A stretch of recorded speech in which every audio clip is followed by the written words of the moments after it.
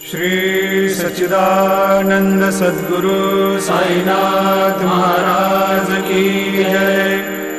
जोडोनिया कर चरणी ठेविला माथा, परिसावे विनंती माझी पंढरीनाथा। असो नसो भाव आलो तुझिया ठाया, कृपा दृष्टी पाहे मजकडे सद्गुरु राया।